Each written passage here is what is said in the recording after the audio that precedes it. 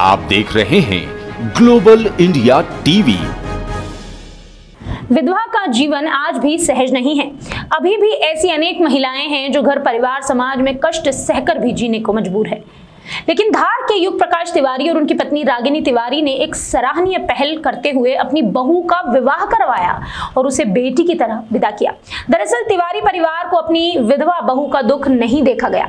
Corona से अपने जवान बेटे की मौत के बाद तिवारी दंपत्ति बहू के लिए माता पिता बन गए। उन्होंने न केवल विधवा बहू का पुनर्विवाह करवाया बल्कि बहू को बेटे का विशाल बंगला भी गिफ्ट कर दिया।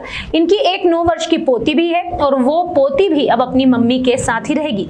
युग प्रकाश और उनकी पत्नी रागिनी ने मीडिया से इस दौरान बात की तो वो भावुक हो गए। उन्होंने कहा कि बहू ऋचा बहुत ही अच्छी थी, लेकिन बेटे प्रियंक की मौत के बाद उसका दुख हमसे देखा नहीं जा रहा था, इसलिए बहू को बेटी बनाकर विदा करने का निर्णय लिया। बेटे को कोरोना हो गया था गए साल, उसके कारण 1 हफ्ता तक हॉस्पिटल में एडमिट रहा। वो 25 अप्रैल को उसकी डेथ हो गई और डेथ के बाद मतलब हम बहुत अकेले पड़ गए।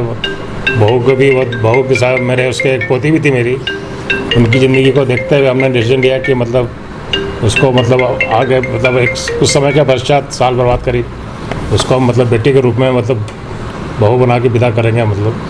तो वही हमने डिसीजन लिया और फिर परिवार के लोगों से कांटेक्ट करके रिश्तेदारों से करा, सर्च किया हमने। तो वहीं जहाँ बेटी जहाँ की रहने मतलब जो बहू थी हमारी रहने वाली वहाँ नागपुर की है, वहीं नागपुर में हमको लड़का मिला मतलब परिवार के था मतलब।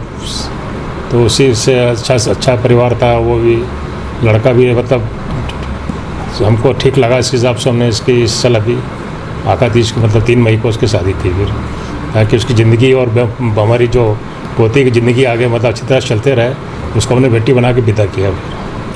सर, जो लोग बहू को बेटी नहीं मानते उन लोगों को क्या संदेश देना चाहेंगे? उनके लिए तो बहुत बड़ा, उसके लिए तो क्या ये संदेश है कि वो भी किसी घर की लड़की है तो भी अपनी भी लड़की हुई हो, तो किसी न किसी की लड़की तो ही हो।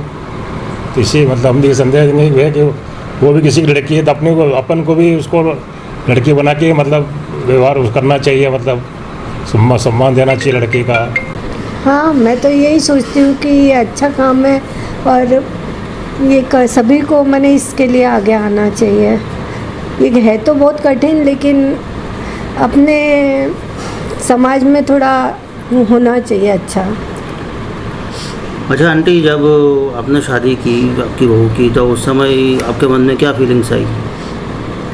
मेरे मन में यही था कि लड़की बहुत अच्छी है, उसको हाँ अच्छी, उसकी इतनी लंबी ज़िंदगी है, कैसे अकेले हम लोगों का भी क्या ठिकाना, सबका क्या ठिकाना। क्योंकि अभी हाल में ही मेरे बेटे का ऐसा हो गया था अचानक ही, इसलिए मैंने एक मन भारी भी था, एक ये भी खुशी थी कि उसका जीवन आगे से अच्छा है।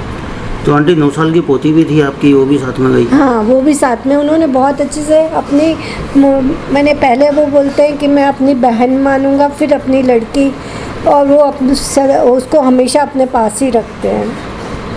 तो आपको याद आती है पोती की? हाँ, बहुत, रोज़ बात होती है। खुश रहे आपकी बहू जो जिसको बेटी बना के विदा किया। हाँ, वो खुश रहे, बस यही आशीर्वाद है कि वो लोग तीनों जने खूब खुश रहें और उनको मैंने हम लोगों से भी जुड़े रहे हैं।